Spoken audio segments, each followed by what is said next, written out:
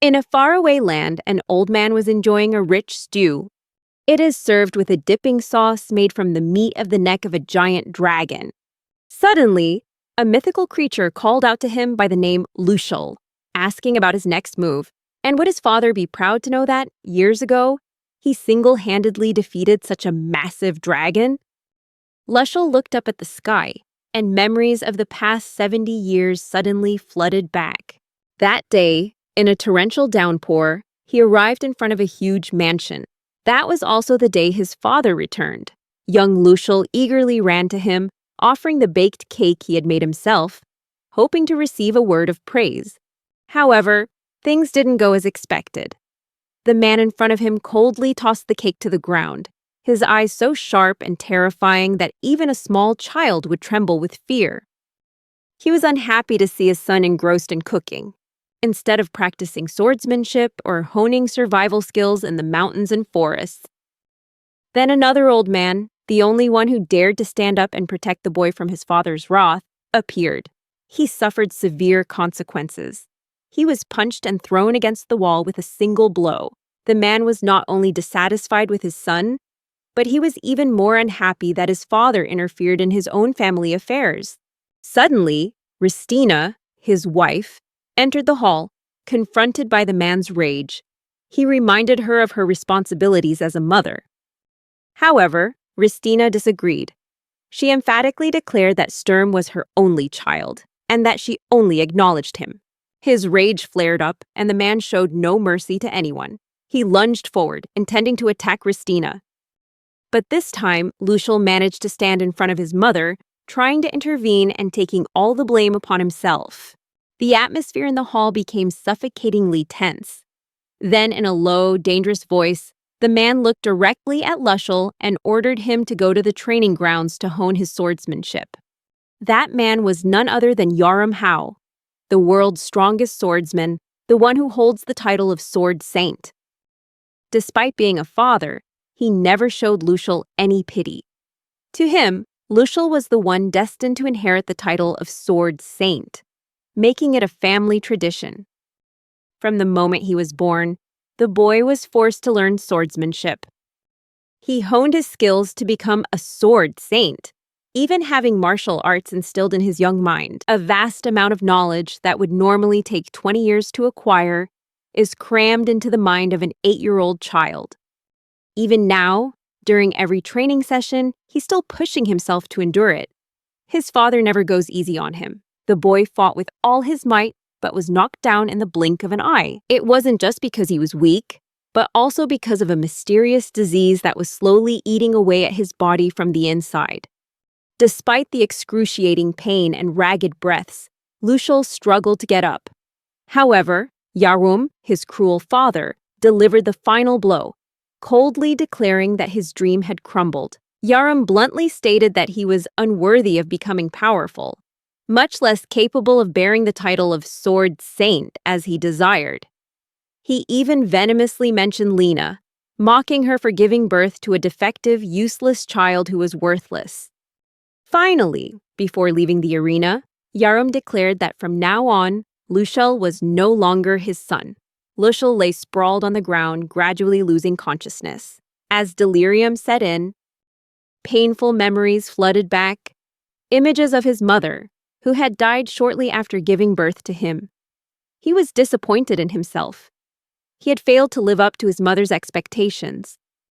After a while, when his eyes slowly opened, Lushel found himself lying in bed, his entire body cleaned and carefully bandaged. Even more surprisingly, the person caring for him and healing him with healing magic was none other than Ristina, his stepmother. He was completely stunned to realize that, all this time, the person who had been taking care of him was actually her.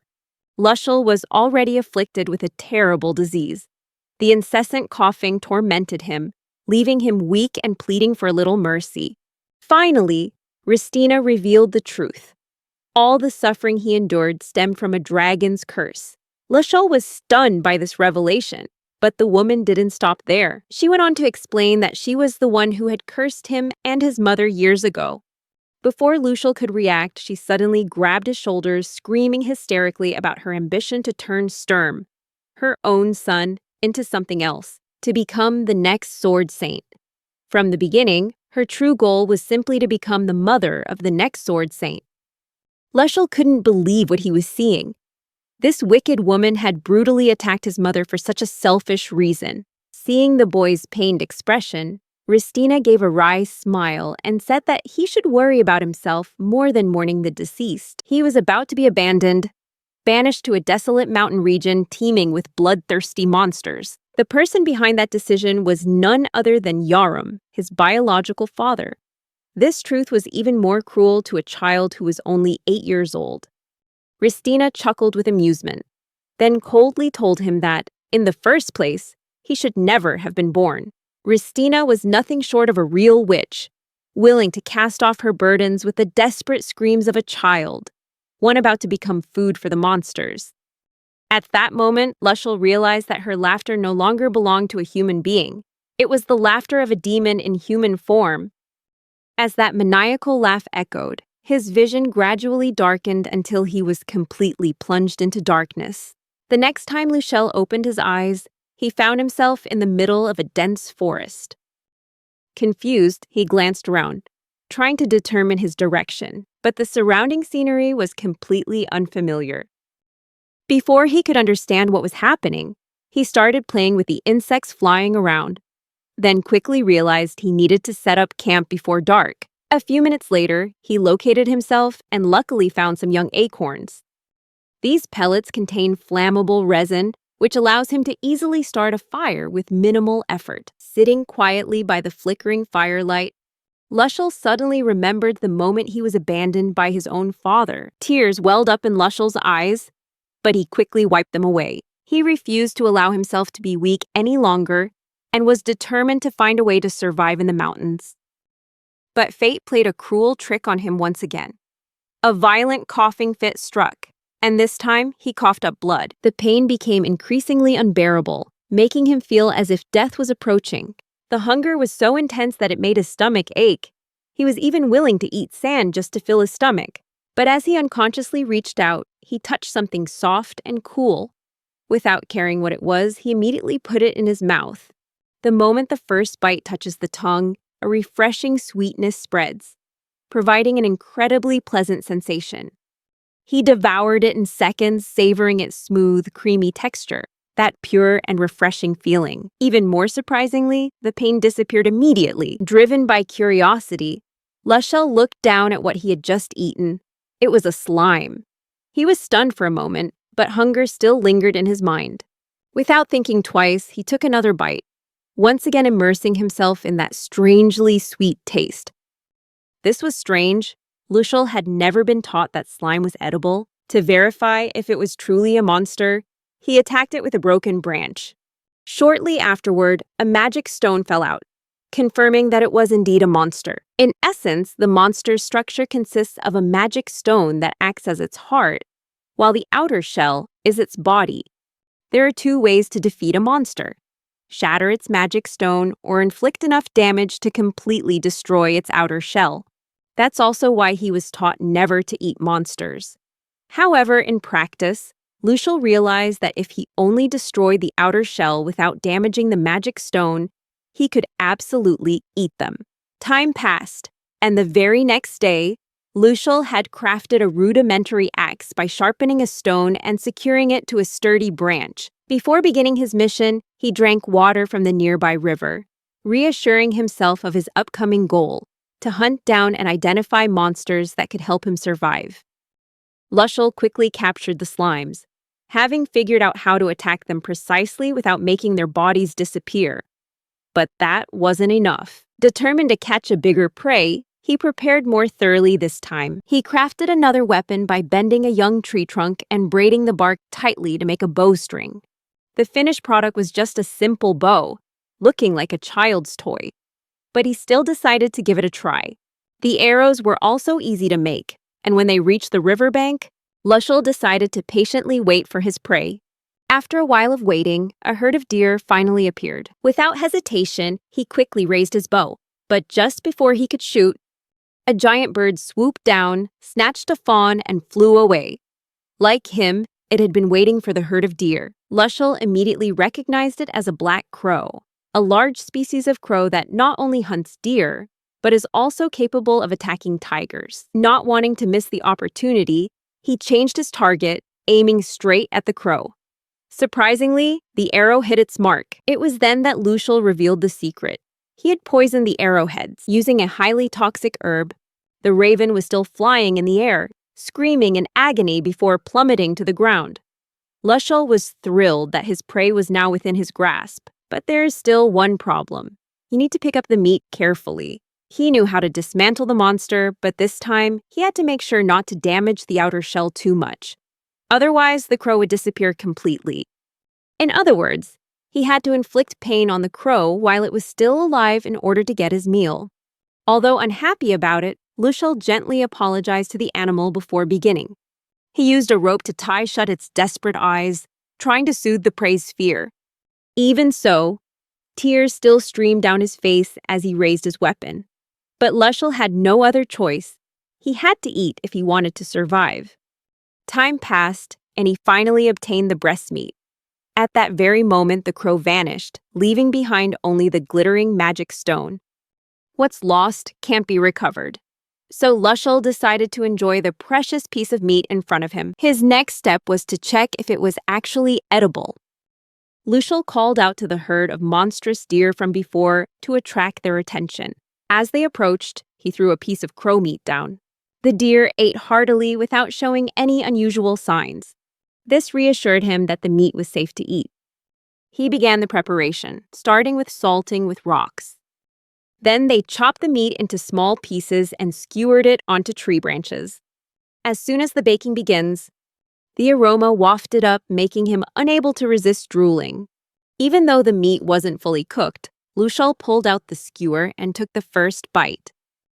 He was immediately captivated by its rich flavor. The umami flavor of the meat is truly addictive, and the abundant fat makes it even juicier than chicken.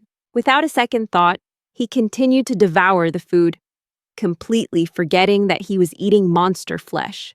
For the first time in a long time, he had a proper meal. He ate until there was no more room in his stomach. But then a question arose. Why hadn't he had a seizure all day? Suddenly, a voice echoed in his ear, announcing that his night vision ability had been activated. That startled Lushel and filled him with fear. But as soon as he looked ahead, he immediately noticed the difference. Everything was clear despite the pitch-black sky. It was unbelievable that he had suddenly acquired such a skill. Skills are special abilities that improve physical fitness.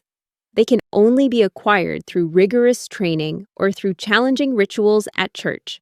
Sitting on the ground, Lushel tried to figure out how he had acquired this skill. After a moment of thought, he suddenly realized.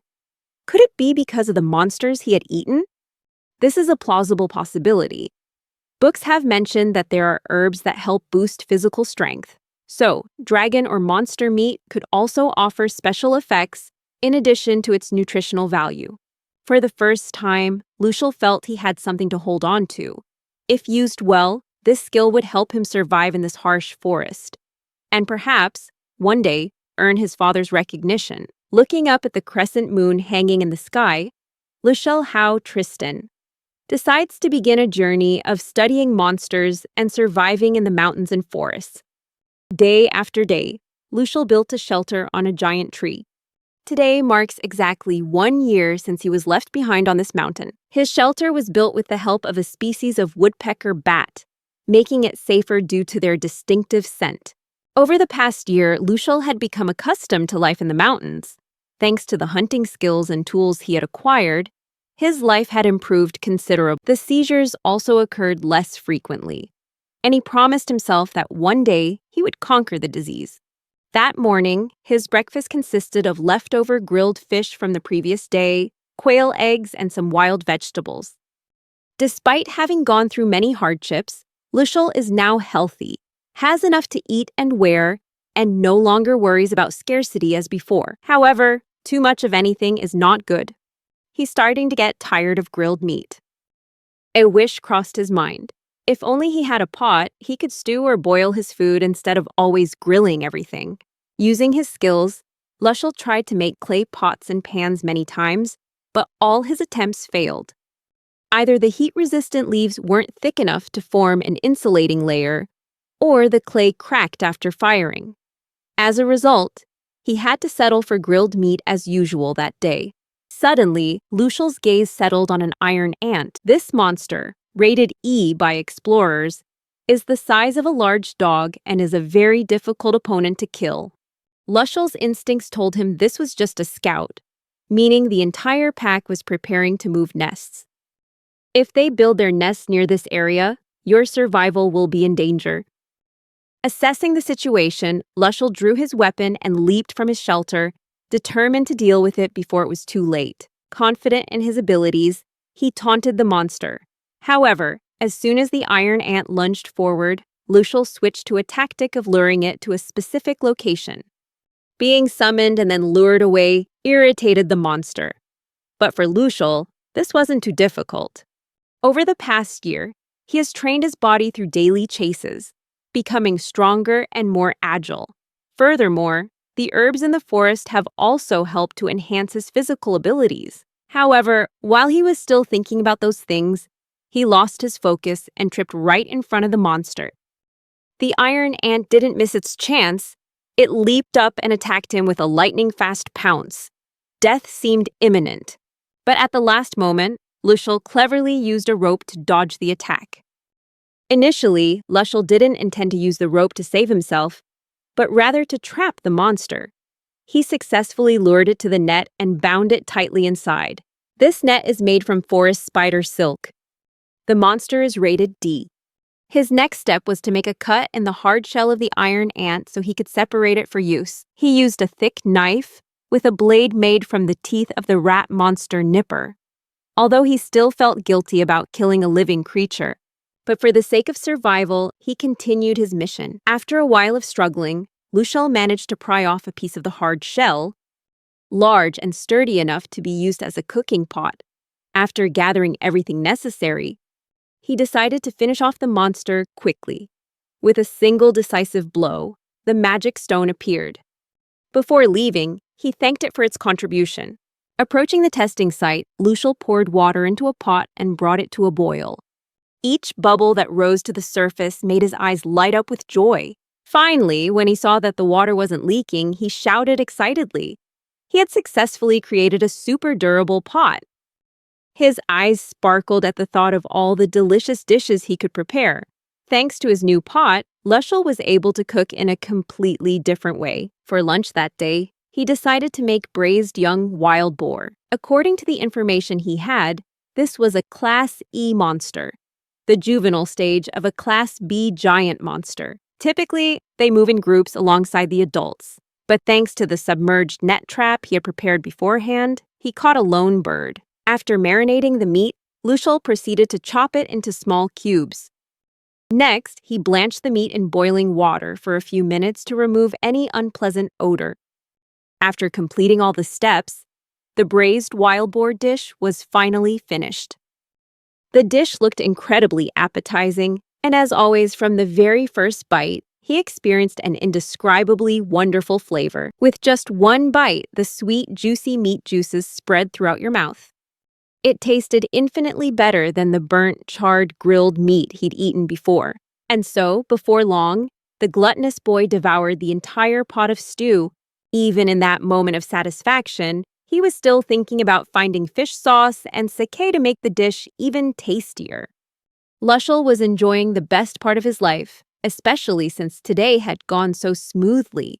He spent the whole day immersed in studying herbs and carving shapes from monster materials. Everything was perfect.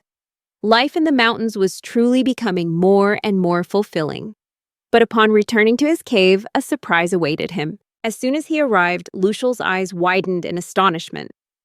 "Your lair has been torn apart right in the middle." Upon closer inspection, all the food supplies that had been stockpiled for a year had disappeared. Unable to stand idly by, Lushel climbed a giant, ancient tree to search for the person who had stolen his food. He hoped it was just some kind of wild animal, but when his vision cleared, the truth was revealed. The culprit was a troll. A troll, the supreme lord of the jungle. For the first time in his life, Lucial saw it with his own eyes. But he understood one thing clearly. He had to leave immediately, because the chances of survival were almost zero. That day, he vowed to become even stronger, and for the next 10 years, Lucial threw himself into relentless training, honing both his strength and his willpower. 10 years later, one day, the troll is once again hunting a tiny mythical creature. In an instant, its brutal swing nearly crushed the poor animal. But this time, Lucial returned and rushed to save it. Lucial never forgot what that ultimate monster had done to his lair, and today, he was determined to take it down, alone. Lucial charged forward, his sword swinging fiercely toward his enemy. But the troll, with overwhelming strength, immediately raised its massive rock to block the blow. Then, right after, it counterattacked. A ferocious swing carrying the might of the Lord of the Jungle. But Lucial was no ordinary opponent. In an instant, he changed tactics and unleashed a flame shot. The flame shot straight towards the troll, aiming directly at its eyes. A roar erupted. The monster was temporarily blinded. This was Lucial's chance to counterattack. His sword traced a line across his opponent's flesh. Though the wound was shallow, he didn't stop, continually unleashing streams of blazing fire. Before long, the entire battlefield was engulfed in flames. Lucial stood firm, waiting for the inevitable to happen. And just as expected, the troll stuck out its monstrous long tongue. Lucial knew the secret of this species very well. They lacked well-developed sweat glands, forcing them to stick out their tongues to cool themselves down. And that was their fatal weakness. Seizing the opportunity, he lunged forward, swinging his sword powerfully, slicing through the giant tongue. As the surrounding temperature continued to rise, the monster's rage blazed like a raging fire. In a fit of rage, it reached out and grabbed Lucial. It caught him, but the very next second, its eyes flashed with confusion. Empty hands. Lucial had succeeded. Using the shadow puppeteer technique, he had broken through the monster's last line of defense, but instead of attacking immediately, Lucial activated X-ray vision, scanning its entire body for vital points. As soon as he identified his target, he swung his sword, a precise finishing blow. He realized that every monster possessed a magical circuit containing an enormous amount of energy, and once attacked, the chances of survival were almost zero. With a decisive sword stroke, the ultimate troll completely vanished. Lucial gazed at the battlefield, now reduced to ashes and the lingering echoes of destructive power. 10 years of arduous training had finally yielded well-deserved results. But amidst his pride and victory, he suddenly remembered the little mythical creature was still in his pocket. With a touch of mischief, Lucial claimed that he was the one who saved it from Apex's claws. But that creature, it seemed different. When Lucial inquired, the truth was revealed. It was hungry. After thinking for a while about what to feed it, Lucial's eyes suddenly fell on the troll's tongue. Despite the gruesome appearance, Lucial grilled and prepared the enormous tongue, slicing it into thick pieces and not hesitating to try a bite. As always, the first taste filled him with excitement. Out of kindness, he also shared a portion with the little creature. It enjoyed its meal with great relish, but fate had no peace for them. In an instant, both were surrounded. A huge horde of monsters appeared, numerous enough to be called a beastly storm. They were drawn in by the aroma of the steaming steak. This time, Lucial was no longer the carefree fool he once was. He immediately drew his sword, ready for battle. Using his new skill, Roaring Battle Aura, he provoked the monsters, causing the space to tremble with the roar of battle. But before they could act, the tiny creature suddenly lunged forward and let out a deafening roar. Not only the monsters, but even Lucial felt a chill. Could this tiny creature also wield the Roaring Battle Aura? But that wasn't the scariest thing. Immediately afterward, the tiny creature lunged straight into the pack of monsters.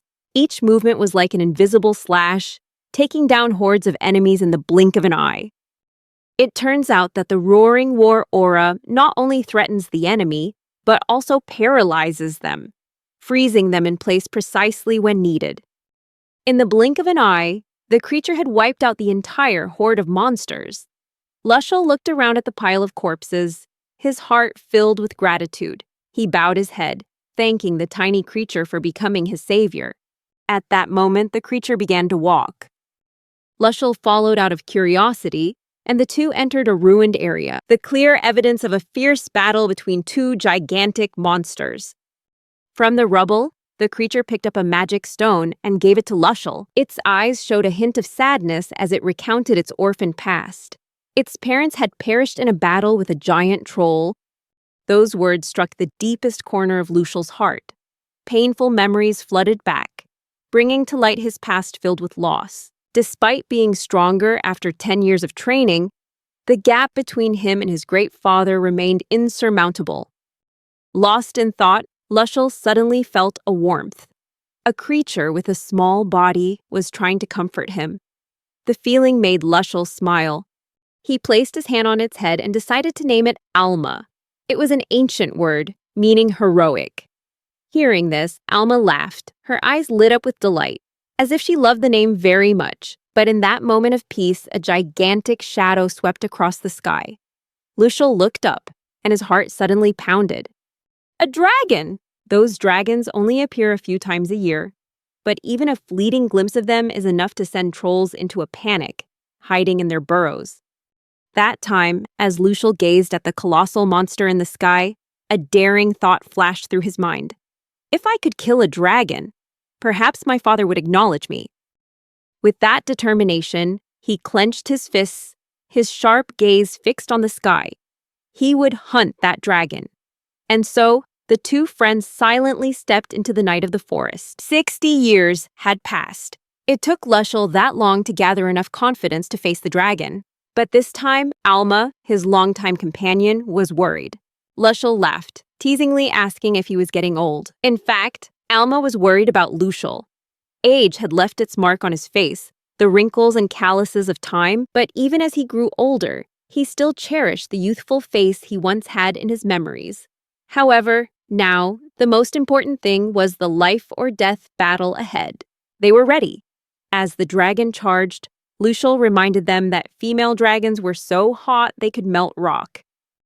And then, the final battle broke out. Only they faced the ultimate evil dragon, a colossal, terrifying monster. The dragon struck first, spewing out a blazing stream of fire that incinerated everything in its path, just as they had predicted. Alma immediately counterattacked, unleashing a powerful beam of light to stop the flames.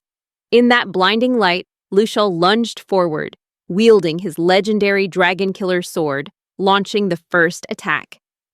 But the demonic dragon quickly dodged. Seizing the opportunity, it swung its enormous tail to attack the old man.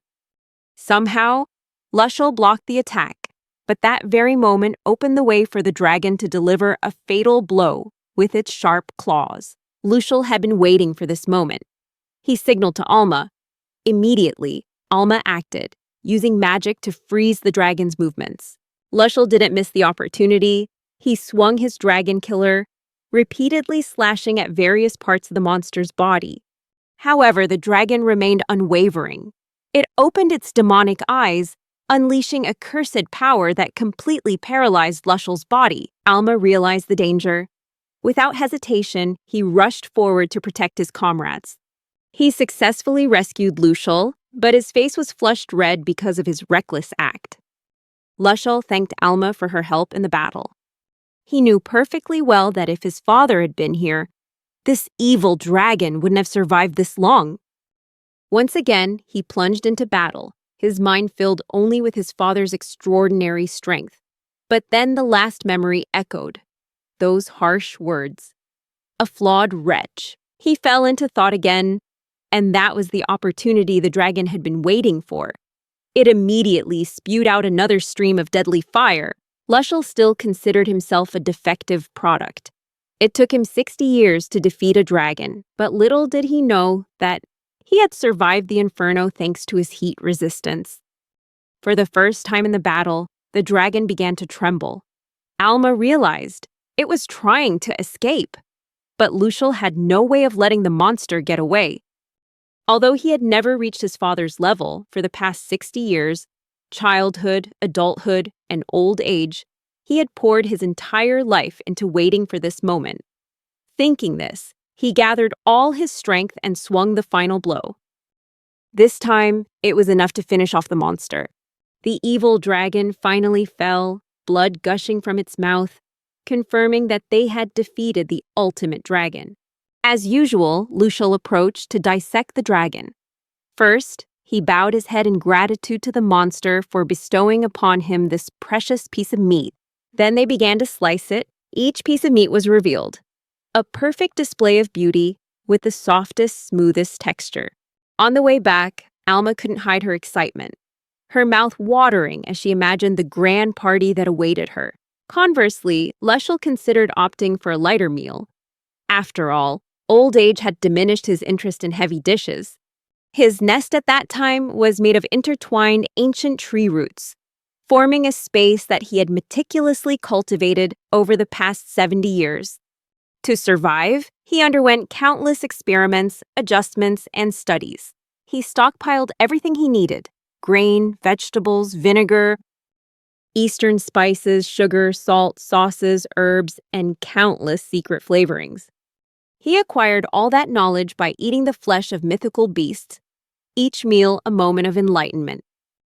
Now, it's time to prepare the dragon feast. Lucial gently glided the knife across each piece of meat, revealing its tenderness and glistening sheen. While making it, he decided on a special dish for Alma and a portion for himself. After a few minor setbacks, the grand feast was finally completed. And this time, the main course is Dragon Fire Shabu, a spectacular version of shabu shabu made with dragon meat. However, Alma wasn't very interested, as he preferred steak. But anyway, Lucial dipped the piece of meat into the sauce and took a bite. And at that very moment, heaven opened in his mouth. Seeing Alma's delighted expression, Lucial simply smiled and explained, "It's thanks to a special sauce made from vinegar, mirin, soy sauce, and a touch of citrus juice. A perfect recipe called ponzu, a perfect match for shabu shabu." Lucial continued to savor the meal, and Alma quickly joined in. The first bite had already captivated him, and they had a whole pile of meat before them. So they ate and ate until they couldn't fit another bite in. After a short break, Alma suddenly asked Lucial what his next step was. Did he plan to see his father again? Deep down, Lucial knew that his father had probably passed away, for human life is inherently limited. As for Alma, he worried that once Lucial left, he would be alone again. Therefore, Lucial decided to continue living in this place. Suddenly, the atmosphere changed. They were still enjoying the moment, but then everything began to glow. Their bodies burst into flames. Something is changing. This suggests as though Lucial's curse has been lifted. Alma suddenly transformed back into her former youthful form. As expected, the same thing happened to Lucial. He reverted to the childish appearance of an 8-year-old. Both were stunned. This was undoubtedly the effect of the ultimate dragon meat they had just eaten. But the real shock didn't stop there. When Alma checked Lucial's condition, he was horrified to discover that Lucial had become immortal. He couldn't believe his eyes. Something like that. Could it really be possible? Back to the story, Lucial How Tristan, our protagonist, was abandoned in the jungle when he was just 5 years old. For 60 years, he trained himself alongside his companion Alma with only one goal in mind: to defeat the ultimate evil dragon. And yet now, simply by eating that monster, he has become immortal. It's that simple. Time flies by like a gust of wind. 300 years have passed, yet Alma and Lucial still retain their youthful appearances.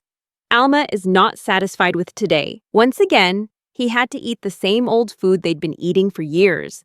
Both he and Lucial knew their menu was shrinking, but at least they were still alive. Amidst all of that, Alma unexpectedly spoke up, asking Lucial if he ever regretted leaving the outside world. Alma wanted to explore the world, but Lucial, though possessing the body of a child, had the mind of an adult, was perfectly fine with life for him. Nevertheless, the boy hurried away, making up an excuse that he was going to pick fruit. But on the way back, each step gradually pulled him back to reality. He told himself, it would be a lie to say he had never regretted the outside world.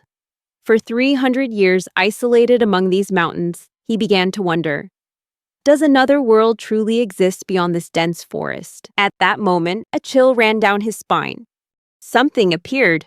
When he turned around, a group of people were in the woods. After so many years, he saw living people for the first time. Initially, he was confused. But when he realized one of them was dying, he gradually calmed down. The woman was on the verge of death, and Lucial wondered, should he save the stranger's life? Ignoring any hesitation, his human instincts kicked in, making it impossible for him to ignore the situation. Conversely, the other three were astonished to see a child appear in the middle of this wilderness. Lucial spoke, but his voice was ancient. This left them stunned into silence. They didn't fully understand what he was saying. But Lucial ignored that and started rummaging through his bag. Shortly afterward, he pulled out a bottle of medicine and offered to treat the injured man. The girl in the group hesitated a little, but to prove the medicine wasn't poisonous, Lucial tried it herself first. The most handsome man in the group observed for a moment, then agreed to give it a try. Without hesitation, he took the bottle of medicine and gave it to the patient to drink. Before long, the patient's condition gradually stabilized. Lucial then provided shelter for the group, guiding them to his treehouse. None of them could believe their eyes. Such luxury in such a remote place. Alma was also bewildered by the situation. The girl in the group, seeing that the patient had recovered a little magical energy, immediately prepared to use healing magic. Realizing she needed more magical power, Lucial gave her something that helped her regain her energy. The girl, without a moment's hesitation, devoured the food, and her condition began to change immediately. She began to experience a strange sensation, but in an instant, her expression changed completely. The others were astonished, while the girl savored the exquisite taste. It was like fruit juice, like aristocratic pastries. Immediately afterward, she felt a stream of pure energy flowing through her body, prompting her to instantly begin the healing process. In fact, Lucial had used slime magic to create the healing candy that the girl had just eaten. She continued her work and began to pray to Ariel, the goddess of healing. The goddess's magical light shone down, and the girl gradually regained consciousness. The healer was happy with her task, and the hero turned back to thank Lucial for everything that had happened. Without wasting a second, the hero introduced himself as Freddy, and Lucial politely responded. Freddy was truly grateful to Lucial for everything, and the whole thing remained a great mystery to him. Driven by curiosity, Freddy decided to ask about Lucial's true identity. Alma knew beforehand that no one would believe them if they said they were immortal. So after a moment of thought, Lucial lied. He said he had been abandoned in the mountains, and were fortunate to survive thanks to their knowledge of food and medicine. However, the boy wasn't lying. Freddy continued to question him, asking how long Lucial had been there. Lucial stammered, and Freddy showed concern about what he was saying. Lucial expected to be attacked, but unexpectedly, Freddy knelt down, tears streaming down his face, and hugged Lucial tightly as a way of showing his concern. For a long time, Lucial hadn't met anyone like this, and a smile spread across his face. He had met a truly kind person. The other two were also very interested in Lucial, and upon seeing this scene, the boy couldn't hold back his tears of happiness. These adventurers showed him the most basic human concerns. Whether it's a young boy or a 300-year-old child, those tiny tears turned into a heavy rain, and with just 3 hugs from them, memories of his mother's death and his father's abandonment suddenly flooded Lucial's mind. He also teared up. Lucial wiped away her tears and tried to regain her composure. Then asked them about their work on the mountain. Finally, they decided to officially introduce themselves. Freddy, Garner, Litra, and Mildy. They were knights serving the Duke of Levitia. They are tasked with retrieving Levitia's family heirloom gemstone from the thieves. These were the family's heirloom gemstones, kept under the watchful eye of the Knight Order. And when they tried to retrieve them from the thieves' hideout, they were all defeated. In short, they were all ambushed and forced to retreat, despite each being very strong. This shows that the thieves truly had seasoned warriors. The group planned to attack again, but once more, Lucial offered help. Freddy, however, refused, asking to handle the problem himself. Lucial did not object and agreed immediately. They all rested for a while and were offered drinks by the host for the night.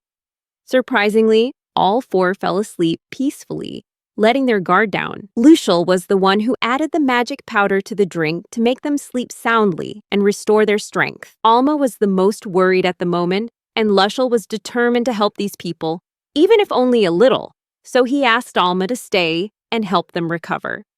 Meanwhile, I leaped into the dark sky, beginning my mission. Upon reaching the altitude, Lucial could see the roads and wondered how much the population had spread over the past 300 years so that he could ambush them. No one knew that Lucial had used his presence-sensing ability and quickly identified the thieves' medicinal herbs who were sharpening their knives. The boy knew perfectly well that they wouldn't be staying in this spot all night, given the existence of the magical beast. Without hesitation, Lucial immediately headed towards their lair, leaving his friends surprised by his presence. This was not a good sign, but Lucial paid no heed to his presence and immediately warned the thieves not to harm the adventurers. He continued to mock them and told them to go home, but the thieves looked at him in astonishment. They couldn't hold back their laughter and eventually burst into uncontrollable fits of laughter. At first, Lucial waited, but then he lunged towards them, unleashing a swift blow that was invisible to the average person. All the thieves fell to the ground at once, and they realized that their attacker wasn't a child. It took them a while to regain their composure. However, Lucial warned them to forget everything they had experienced there. He was fed up and decided to use 1% of his magic to show them what they would face if they spoke about it again. The thieves were terrified to the core and immediately decided to flee the scene without a second thought. Lucial's next task was to find the thieves' hideout. However, when he smelled the discarded clothes, he felt extremely uncomfortable. But that was enough to make him overjoyed. And in just a few minutes, he arrived at the location where two guards were dozing off in front of the cave entrance. Lucial decided to use the sonar skills he'd acquired from a bat-like monster to understand the cave's structure. Looking at it, the leader must be at the very back. He began his mission, throwing a branch from the bear's tree to put the guards to sleep. These were sleep-inducing branches, which had no effect on Lucial. It all becomes easy when you repeat this action.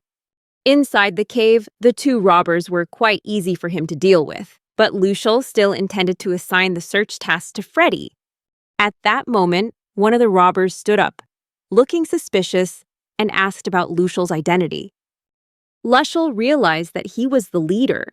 Using his pain-sensing skills, Lucial realized that the only difference between him and Freddy was the cursed knife. The leader attacked first with his sword, but as expected, Lucial easily dodged it. The attacks continued from him, and Lucial continued to dodge. However, the blows from the leader made it clear why Freddy had lost. In the midst of the battle, Lucial disappeared, much to the robber's astonishment, and immediately attacked him with a punch. The scene returns to Lucial's hideout, where the adventurers have just awoke from a deep sleep. Lucial was in the kitchen, preparing breakfast for them. Freddy also felt that he had fallen into a deep sleep. But even so, Lucial did not reveal his actions. Lucial has now mastered the skills of a robber, which makes it clear that Freddy and his team have a great chance. No one knew what he was planning. Lucial prepared a chicken, and when Freddy asked about his plans, he cut short the conversation, saying he was just preparing breakfast. The adventurers sensed something was wrong. Lucial tried to ease everyone's anxieties, and together with Alma, he decided to prepare a delicious meal for them. The process of making fried chicken resumed, with Lucial carefully cutting the meat into appropriately sized pieces. Then, use eggs to marinate the meat by whisking the eggs over the chicken. He performed each step of the process with great skill, earning constant praise from Freddy. Just then, someone rushed up and wished him a good morning. That person was Mildy. She ran straight to Lucial and hugged him, as if feeling the energy of a newborn child. This hug is to thank Lucial for helping her. both with medicine and hospitality. Mildy then introduced herself as a member of the Golden Fox clan, who typically hide their tails. Because Lucial saved her life, Mildy agreed to show him the softest tail she could see in Manga. Lucial was very attracted to that tail, but Litra immediately woke up and pulled Lucial towards her, making him feel comfortable in her embrace. The two girls started arguing about who Lucial belonged to, while Lucial could only blush like a tomato, caught between two beautiful girls.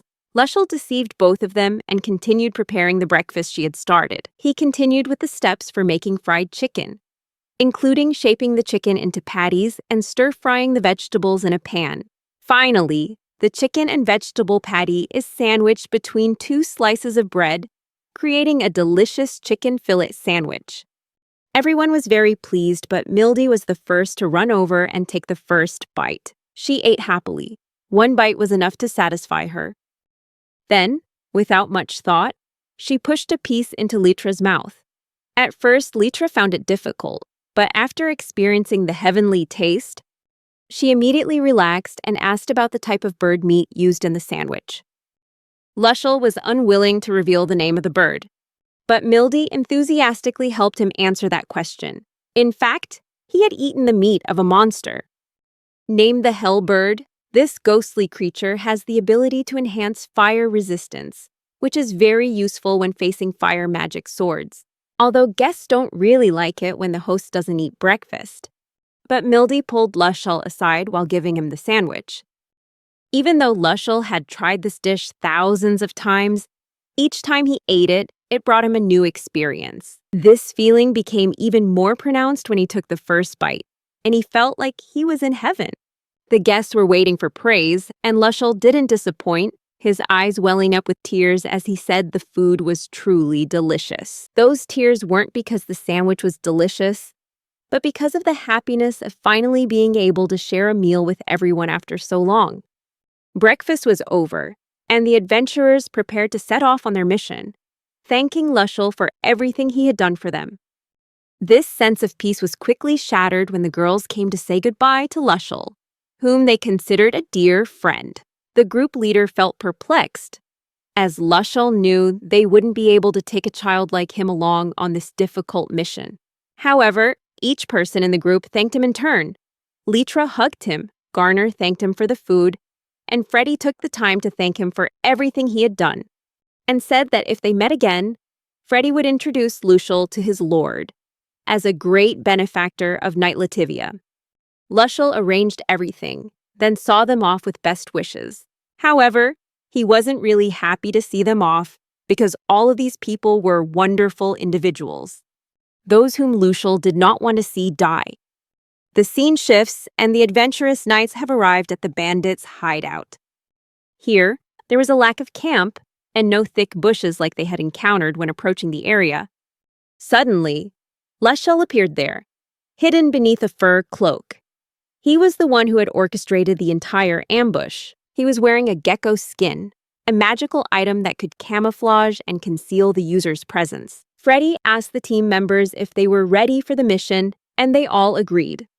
Freddie then asked Litra to use her magic, and she summons the sleeping serpent, a nocturnal serpent species which puts the enemy into a deep sleep.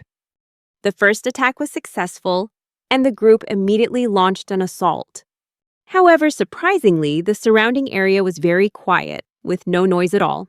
Mildy sensed something was amiss and immediately called his captain. In fact, all the robbers were still fast asleep in their beds. This was unbelievable for adventurous knights like them, but they eventually accepted it and decided to move forward.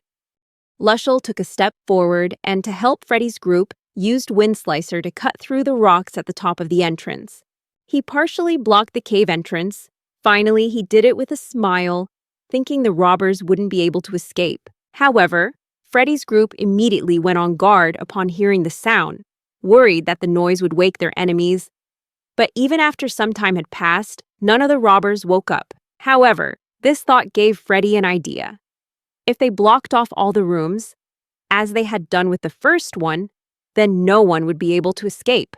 Garnet takes on the task, using her brute strength to block off the remaining rooms. The group then went inside, and Freddy also realized that the only thing left was to confront the bandit leader and his magic sword.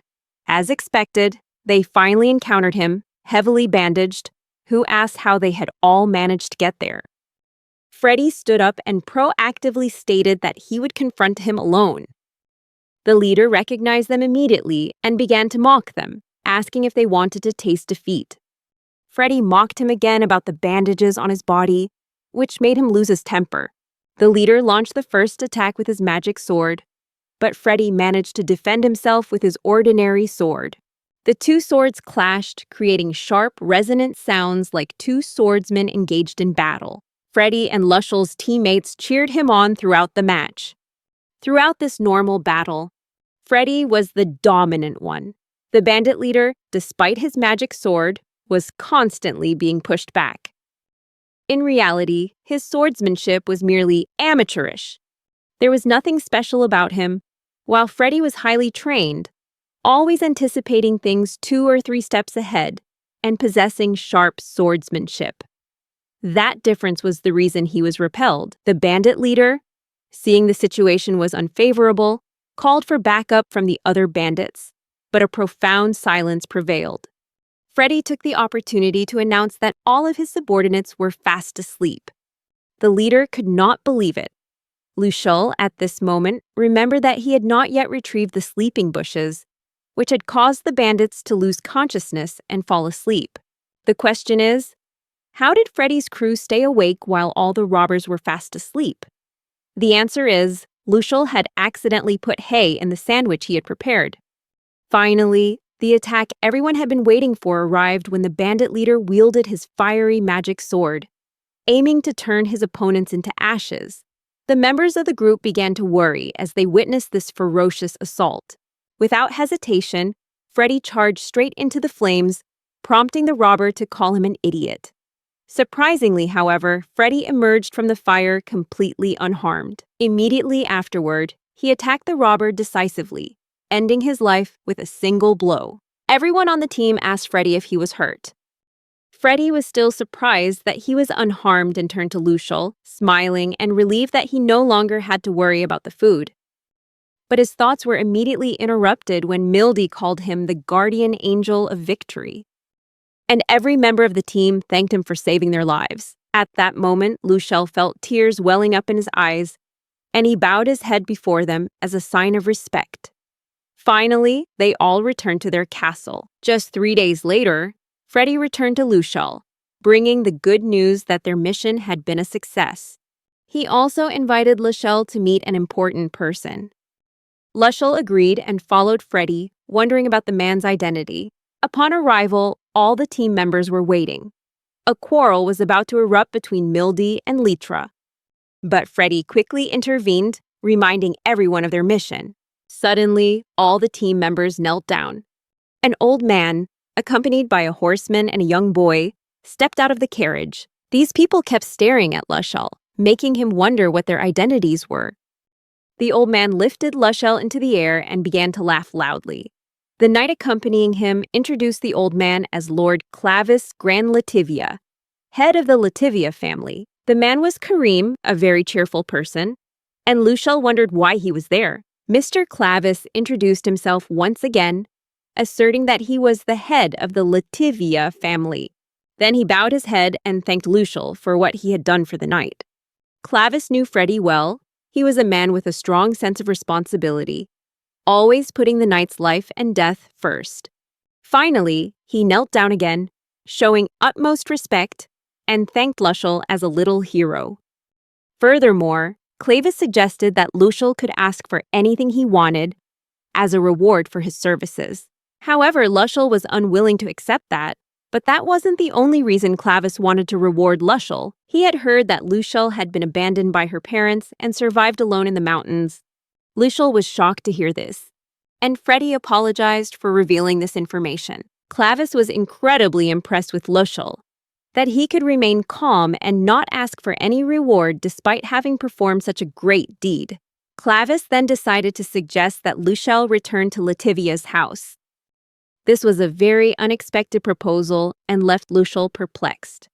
The reason was that Lativia was a ducal family, and the aristocratic system had remained unchanged for 300 years, making them the most noble family.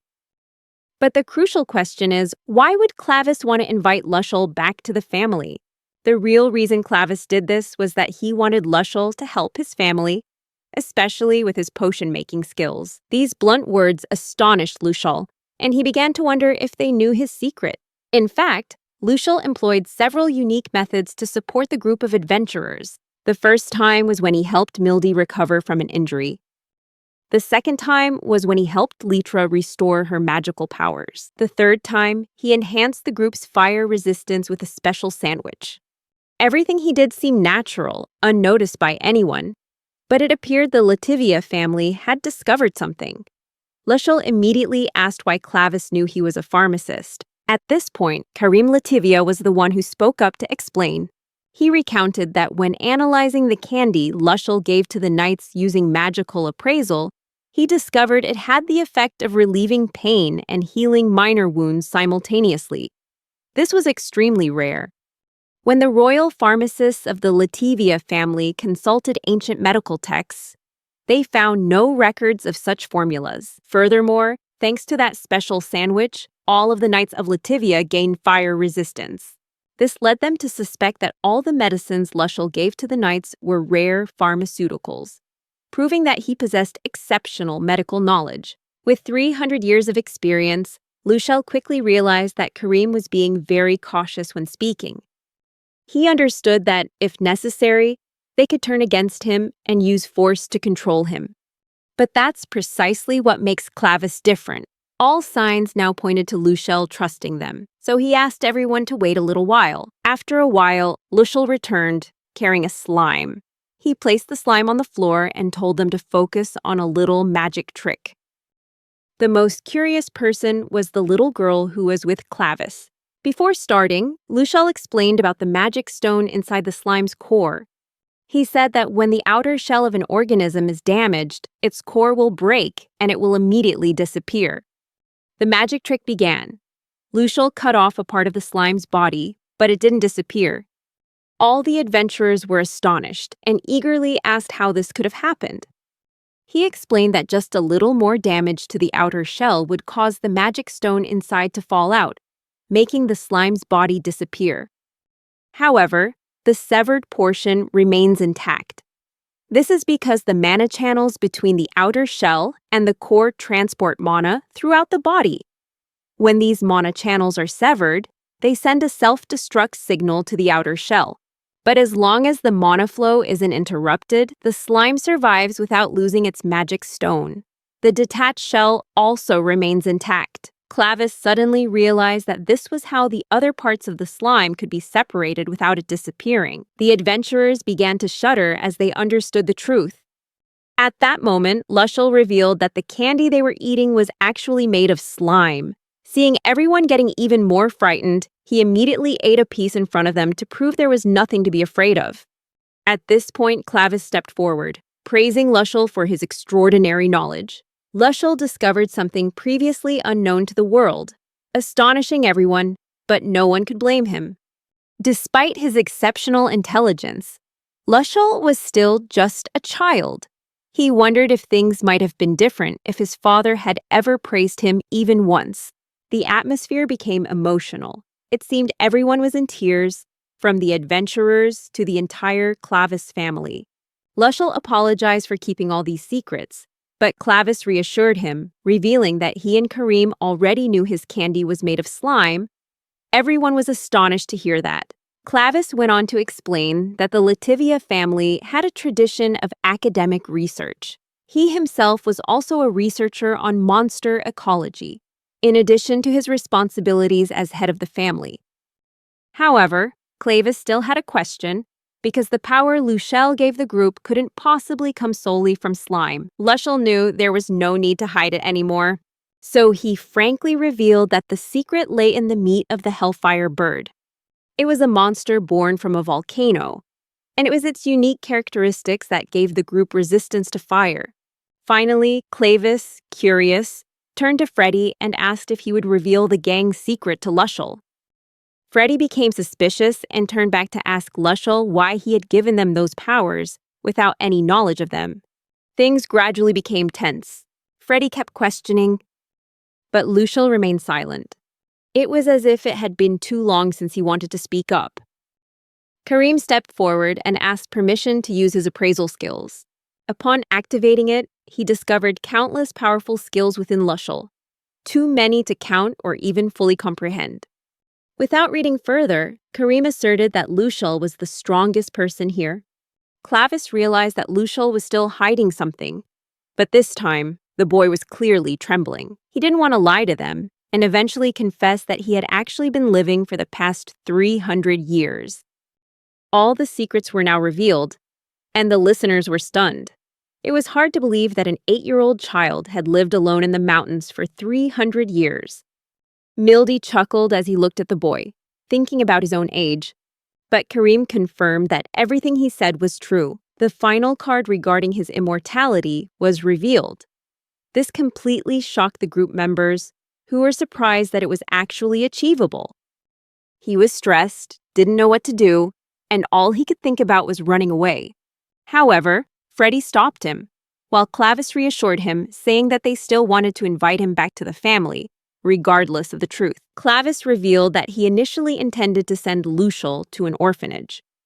But Freddy objected and insisted on taking him home as family. He wanted to help him reclaim what he had lost during his 300 years of solitude. Lushel was surprised to learn that Freddy had always been on her side. But this time, even Clavis wanted to adopt him. The old gentleman extended his hand, inviting the young man back to the villa. Lushel hesitated, then tormented himself, admitting that he had devoured countless monsters and survived using extraordinary skills. Those things are nothing short of a real monster. Everyone looked at Lushel with worried eyes. But no one knew that Clavis had started laughing loudly, startling Lushel with his words. The reason is, even though he ate all of that and could be considered a monster, but after meeting him, Clavis realized that he still had a childlike heart inside him. Lushel was also aware that no matter how strong his body was, his mentality is still that of an 8-year-old child. The little girl kept looking at him with a skeptical expression. And Clavis explained that he harbored no ill feelings, as he needed Lushel's help to survive. He extended his hand again, inviting him to join him. And Lushel began to worry about Alma's future, because if he leaves, Alma will be alone on the mountain again. Just then, Alma emerged from the bushes, and Lushel stood before Alma to protect him.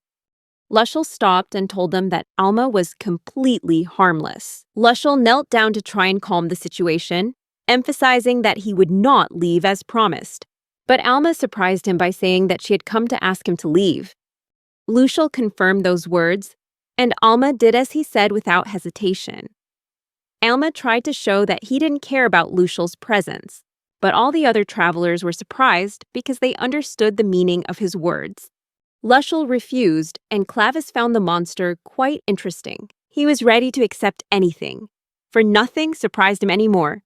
Before Lushel could say anything more, Alma told him that he would return to the plains with them. Lushel disagreed, and Alma said that he wanted to live freely from now on, and if he returned, it would be a burden lifted from his shoulders. Even Mildy didn't like it, so Lushel must have felt the same way. However, when Alma's ear twitched, Lushel realized that Alma had lied. Alma then said that he knew perfectly well that if he showed even the slightest bit of concern, Lushel wouldn't leave. He wanted his companion to live freely, to leave this mountain and integrate with the outside world. That noble thought was enough to bring tears to the girl's eyes. So, once again, he begged Lushel to return with everyone. However, Lushel remained stubborn, insisting that Alma accompany them. But Alma refused, saying that rumors could ruin his life. Lushel feared that he would once again be alone. But Alma pointed to some of the other trolls and said that he already had something he wanted to protect his whole life. Alma tried her best to comfort her friend, encouraging him to move on. After a long period of thought, Lushel finally gave a thumbs up in agreement. He thanked Alma first, then returned to his hiding place to retrieve what was most important to him. When he returned to the group, he expressed his agreement to go with them. Finally, the shy little girl introduced herself as Layla Lativia. To confirm this, Lucial also introduced himself as one of the Tristans, saying that he was being cared for by them. Everyone was completely stunned by that statement. When they realized that Lucial was actually one of the Tristans, everyone was astonished. Freddie worried that his master would abandon him again. However, Clavis reassured him that it wouldn't happen. Another reason is that Lucial himself was once a victim of cruelty from his own father. Finally, Clavis invited Lucial into his caravan because he wanted to tell him about the 300 years he had survived. As the convoy rolled along, the story began. It goes back about 300 years. When a minor conflict between nations erupts, it ignites a war that spreads like wildfire. The story continues as that conflict gradually escalates into a catastrophic global war. The war involved humans, beastmen, elves, dwarves, and even demi-humans. A chaotic dance between the races lasted for 30 years. In the endless whirlwind of war, people gradually became exhausted, wounded, and defeated, their numbers dwindling year after year. The demons have launched attacks against humanity. Their presence permeated the world, weaving chaos and confusion among humankind for generations. That all-out war gave the impression that the demons had been waiting for this opportunity all along. In short, humanity's wars are orchestrated by demons. That tiny spark initially set ablaze a series of nations, as if it were a pre-planned scheme. But when the truth was revealed, humanity began to unite and fight against the demons. At that point, the demons' power gradually became ineffective. Lucial was uninterested in anything else, only in asking about the Tristan family, whether they had perished in that war. The truth is, the Holy Swordsman possesses power comparable to that of demons, and that is humanity's only hope. At that moment, Lucial realized that his father might be dead, and if so, the person who could help him must be his older brother. Clavis looked extremely disappointed, but continued telling his story. No matter how powerful a holy swordsman may be, a lone hero cannot change fate. And so, as the days went by, humanity was gradually pushed back by the overwhelming power of the demons. Finally, in the depths of despair, the situation worsened, because humanity's only hope, the Holy Swordsman, betrayed his allegiance and sided with the demon race. Those words sent a chill down Lucial's spine, making him tremble all over. The battle continued, and things only got worse. Following the Holy Swordsman, many others began to desert, joining the demonic side. Finally, the Holy Swordsman established a human kingdom within the demon territory, and his followers settled there, calling it the Kingdom of Tristan. Humanity was completely hopeless. But then, something unexpected happened. With the tremendous strength they still possessed, the remaining people rose up and fought. In an instant, the tide turned. As a result, the demons were driven back to their territory, and the kingdom of Tristan was sealed within a barrier. Legend says that Tristan's followers continued to enslave humans. Lucial now understood why everyone was so shocked and felt so guilty. Clavis stepped forward and urged him to cast aside his guilt by erasing the name Tristan from his identity. The reason wasn't just emotional, but also because there was a possibility his powers could be exploited by the demon race. Lucial understood that with his power, the demons would certainly do everything in their power to win him over to their side. But he was also certain that if that happened, he would immediately refuse. Rumors spread that the barrier had been broken, and it seemed the demons were planning something else. Not long after, the caravan finally arrived at the Lativia family estate, a huge, glittering mansion. After a long sleep, Lucial woke up on a comfortable bed. Clavis told him he should rest a little. During that time, he left the mansion and set up camp outside, despite living in a magnificent villa. During this time, the hero decided to sacrifice his life if there was any threat to Lativia. Just then, Litra appeared in her maid's uniform, a symbol of the Lativia family. She introduced herself as Litra, his new caregiver. However, Lucial didn't like that very much. Litra then said that his life was now very different from the days he spent in the mountains. She intended to give him the kind of childhood he never had. Things gradually became more peaceful.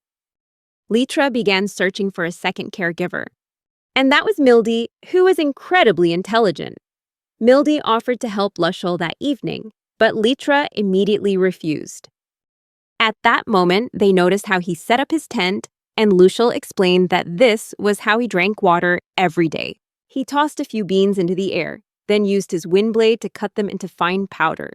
Then, he filtered the essence from the bean powder through a cotton cloth, and what flowed out was a pure morning drink. All three tried it. However, the girls immediately found it too bitter. Although the aroma was very pleasant, after just one sip, they grimaced because of the bitterness. Seeing this, Lucial added more sugar and give them another try. This time, their reaction was exactly the same as when they tasted other dishes he had made: astonishment and delight. The drink was made from kohi beans, and Litra was stunned to hear that. Kohi seeds are an extremely rare magical herb. Just eating one seed will significantly increase magical power, like precious gems.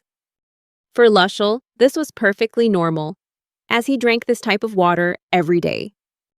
As a result, his magical power reached its maximum level. But what hurt the girls even more was when Lucial threw the remaining bean pulp into the garden. Next, he intended to incinerate them with magic. Both girls were speechless, completely at a loss for words. Finally, they frantically told him that these seeds were extremely rare. Lucial didn't think so. He dumped an entire bottomless bag of kohi seeds right in front of them. The two girls were shocked again, while Lucial still didn't realize what terrible thing she had just done. At that moment, they heard Layla's scream for help. They all rushed over immediately. When they arrived, they discovered it was too late. Layla nearly fell, but was fortunately rescued in time by Lord Venson. Immediately afterward, he ordered the maids to act, and they quickly complied. Venson introduced himself as the head butler, then left Layla with Lucial, asking him to look after her during this time. Lucial anxiously inquired about her condition, but at that moment, they heard a loud scream coming from inside the mansion. Everyone was confused and didn't understand what was happening. Layla explained that her mother had suffered from this disease for a long time, and each time it flared up, she endured excruciating pain. Lucial immediately stepped forward and decided to help right there and then. When they entered Layla's mother's room, the scene that unfolded before them was a group of butlers and maids trying to treat her. Venson requested the use of healing magic, and Litra quickly took on the task. However, her healing methods didn't have much effect. Lucial immediately stepped forward to help Litra. But the magic he used wasn't ordinary healing, but angelic prayer, a high-level form of magic. The lady's pain gradually subsided. Just then, Lucial called Lady Layla in. She leaped out from under the covers and ran straight to her mother without hesitation. Then, unexpectedly, she began performing CPR. Everyone stood frozen, completely stunned.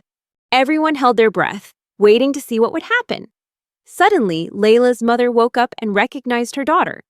The whole family was shocked and didn't know what to say. Layla's mother, Sophie, felt guilty for causing everyone so much worry. However, Kareem noticed what Layla had actually done. He turned to Lucial, and he offered her a slime candy he had prepared. Sophie shuddered at the mention of it. But Lucial went on to explain that this very medicine had helped cure him many years ago. The most shocked person was Clavis, because this was exactly what he had asked Lucial to do. Without beating around the bush, Clavis stated frankly that he genuinely wanted Lucial to treat his wife. He revealed that the family had tried everything to find a cure, but everything was resolved in the blink of an eye. Clavis then offered Lucial anything as a thank you. However, Lucial refused, saying that the slime candy was only a temporary measure to relieve the pain, and that Lady Sophie's illness was not yet completely cured. Clavis was stunned when he heard that, and Lady Sophie also confirmed that she still felt a slight pain in her stomach. The atmosphere in the room became tense again. Lushel announced that he would personally check on Sophie's condition. Clavis said that conventional appraisals wouldn't work, but Lushel didn't intend to use appraisal. Instead, he would use his Dragon Eye skill. As soon as he activated this skill, everything became clear to him. Initially, the information he gathered was similar to an assessment, but in the end, Long Han broke through the barrier, helping him see deeper into the nature of the problem. The truth was revealed. Lady Sophie is under a powerful curse, a curse that still has enough force to kill her. More detailed information suggests that a dragon or a dragon-level cursed item was used to create this curse. Lushel confirmed that this was indeed the dragon curse he had once been afflicted with. The problem is that the person who casts the curse cannot reverse it, no matter what. Kareem was horrified to realize that if Lushel had also been cursed in the same way, how could he have escaped? Lushel understood the curse and knew the only way to break it was to eat a dragon. Clavis was devastated, believing it was completely impossible. However, Lushel denied that. He knew that dragons only cared about the strongest, and if he challenged it, the chances of winning are very slim, as the dragon could become enraged and attack him at any moment. Clavis lost all hope and resigned himself to his fate. He refused to let Lushel fight the dragon. Meanwhile, Lady Sophie was pleased to know that thanks to the earlier pill, she had been able to prolong her life until now. Lushel understood that confronting the dragon was the most difficult path. At that moment, Kareem stepped forward, deciding to fight the dragon himself. The first person to strongly object was his father. Kareem directly asked if his father wanted to give up all hope. Did that mean he was just going to sit idly by and wait for his mother to die in front of him? Clavis was unable to answer. Finally, he agreed to let his son go on the mission, entrusting Sophie's life to Kareem. Kareem dared to do it because he held the title of hero.